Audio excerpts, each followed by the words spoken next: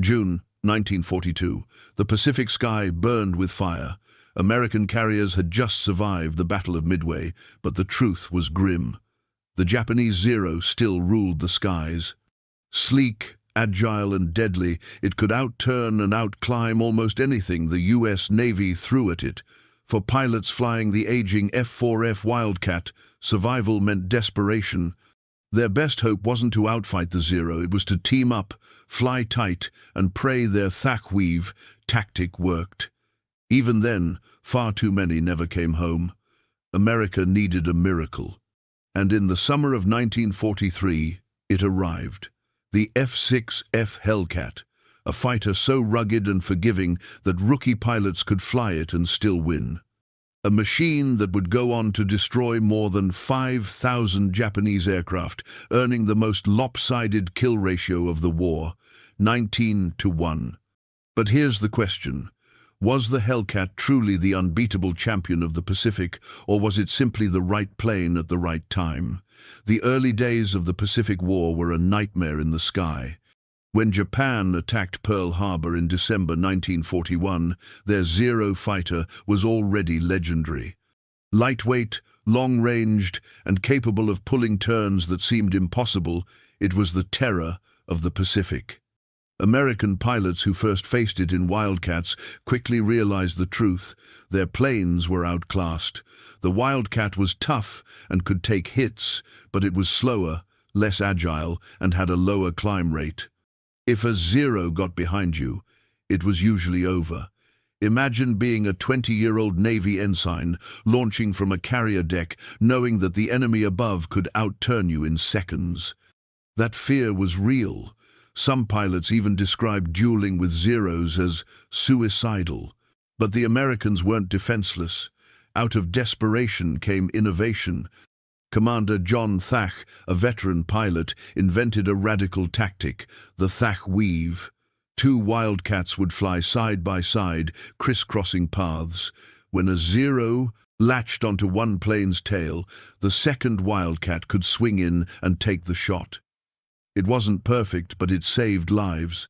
Still, tactics could only go so far. At Coral Sea, Midway and Guadalcanal, U.S. losses were staggering.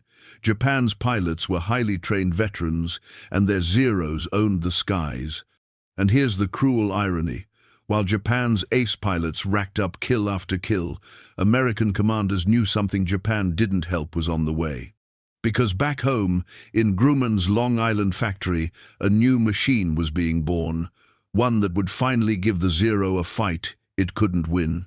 When reports from the Pacific reached Washington in early 1942, they carried a clear message: America needed a new fighter fast. The Wildcat had done its duty, but it simply wasn't enough against the Zero. At Grumman's factory on Long Island, engineers were already working on a replacement. The pressure was crushing. Pilots' lives depended on their design, and the Navy wanted it yesterday.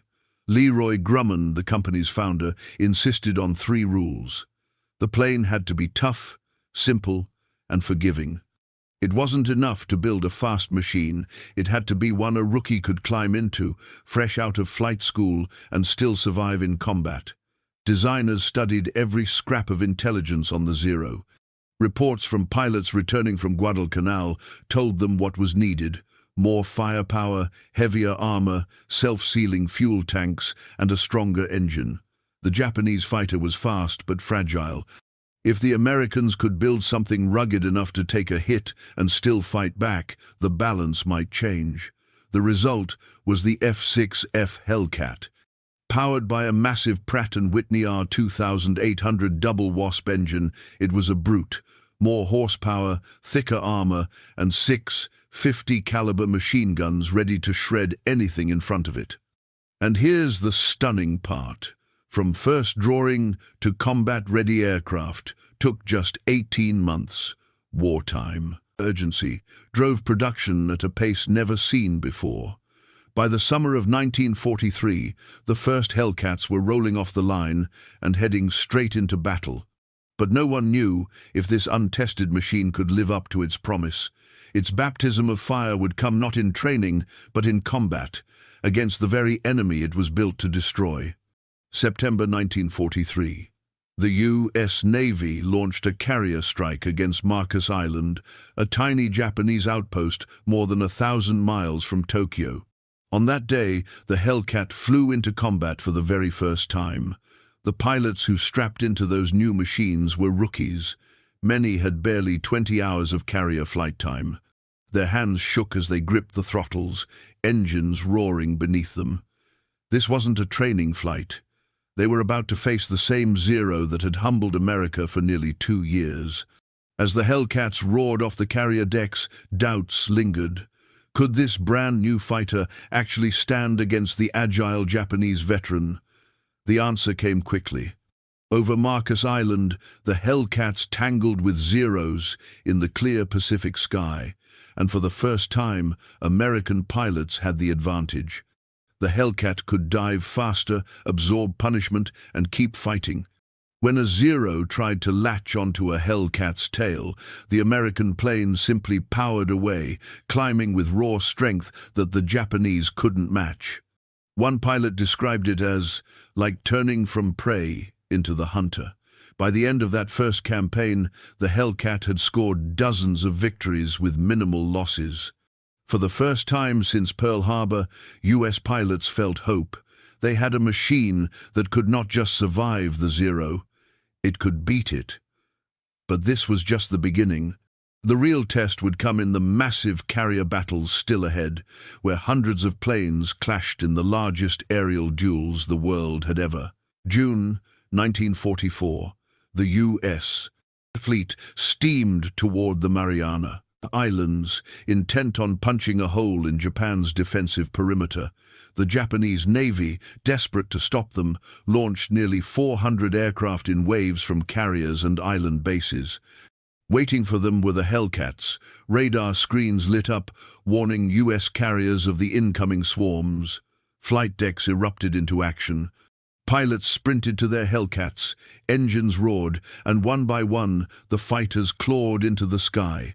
What followed became the most one-sided air battle in history. Hellcat pilots called it a turkey shoot because the Japanese planes fell from the sky with shocking ease. Many of the Japanese pilots were barely trained teenagers, rushed into cockpits with only a handful of hours in the air. Against veteran Americans flying rugged, powerful Hellcats, they never stood a chance. Lieutenant Alex Vrasiu downed 6 enemy aircraft in a single mission that day. Others returned to their carriers in disbelief, having watched entire formations of Zeros disintegrate under 50 caliber fire. The ocean below burned with wreckage. By nightfall, more than 300 Japanese aircraft had been destroyed. The U.S. lost fewer than 30. It was a massacre. One Hellcat ace later said, "It was like swatting flies with a sledgehammer." The Battle of the Philippine Sea didn't just cripple Japan's carrier, it effectively ended its ability to wage offensive air war. From that point on, the skies of the Pacific belonged to the Hellcat. But here's the question: was the Hellcat truly that superior, or had Japan already doomed itself long before? 19-1. That's the number most people remember about the Hellcat. For every Hellcat lost in air-to-air combat, it claimed 19 Japanese planes. No fighter in history had ever racked up such an absurd margin. But was the Hellcat truly invincible, or was the story more complicated? The raw numbers are staggering. Hellcat pilots destroyed more than 5,000 Japanese aircraft. They carried the bulk of America's air war in the Pacific. Yet, behind the statistics lay several hidden factors. First, Japan was bleeding its best men.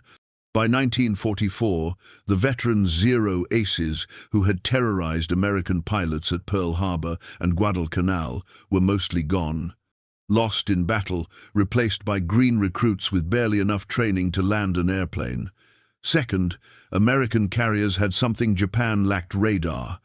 Long before Japanese formations appeared over the horizon, Hellcat squadrons were already climbing to meet them. It wasn't just about the planes, it was about timing, preparation, and coordination. Third, sheer numbers. By mid-war, America's industrial might flooded the Pacific with ships, carriers, and planes. A single U.S. task force could launch hundreds of Hellcats, overwhelming Japan before the fight even began. So yes, the Hellcat was rugged, powerful, and deadly. But part of its invincibility came from circumstance. As one historian put it, the Hellcat wasn't just a plane, it was the symbol of America hitting its stride.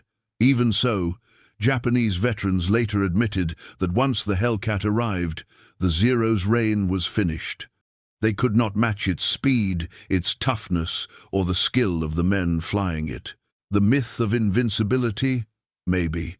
But the result was undeniable. The Hellcat turned the tide. Behind every statistic, there was a pilot, young, scared, and often thousands of miles from home. The Hellcat gave them a fighting chance, but it was their courage that turned numbers into history. Take Commander David McCampbell. In 1944, flying his Hellcat from the carrier Essex, he became the U.S. Navy's top ace. 34 aerial victories, all in the Hellcat. On one legendary day over Leyte Gulf, he shot down 9 enemy planes in a single mission. He returned to his carrier with only a few rounds left in his guns. Or consider Lieutenant Junior Grade Alex Vrasiu, who destroyed 6 Japanese dive bombers in just 8 minutes during the Marianas Turkey shoot. He later joked that his only frustration was running out of ammunition before running out of targets. But not every story was about glory. Life aboard a carrier was grueling. Pilots woke up to the smell of fuel and salt air, ate hurried meals, and braced themselves for another mission where survival was never guaranteed. Every takeoff was a gamble. Every landing, a brush with disaster. And then there was the fear. Veterans recalled nights staring at empty bunks after friends didn't return. Some admitted they felt more loyal to their wingman than to the war itself. The Hellcat may have been tough, but its pilots were still flesh and blood. Their bond with the machine was personal. Many described the Hellcat as a friend that would bring you home. Its rugged frame often returned riddled with bullet holes, but still flying. That toughness wasn't just engineering, it was reassurance in the deadliest skies on Earth. By the end of World War II, the Hellcat had carved its name into history. It was the backbone of the U.S. Navy's air power, credited with destroying over 5,000 enemy aircraft. More than 300 American aces achieved their victories in the cockpit of a Hellcat. But here's the irony. As quickly as it rose, it vanished. When the war ended in 1945, the Hellcat was retired almost overnight. The jet age had arrived, and piston-engine fighters were suddenly relics. The Mustang became immortalized over Europe. The Corsair found a second life in Korea. The Hellcat, the fighter that won the Pacific, quietly faded from memory. Yet its legacy was profound. The Hellcat wasn't just a machine. It was proof of America's ability to adapt, to outproduce, and to overwhelm an enemy that had once seemed unstoppable. It turned terrified rookies into confident warriors. It gave the U.S. Navy total control of the skies, paving the way for island invasions that would bring the war to Japan's doorstep. Some historians call it the forgotten hero of the Pacific. Others say it was simply the right plane at the right time. But ask the men who flew it, and their answer is clear. The Hellcat was the friend that brought them home. Japan began the war with the most feared carrier fighter in the world. But by 1944, the balance had shifted. The Zero, once untouchable, was outpaced, outgunned, and outnumbered. The Hellcat didn't just defeat an airplane, it broke an empire's air power. And yet, the question remains, was the Hellcat truly the greatest naval fighter ever built, or was it simply America's lucky break at the perfect moment in history?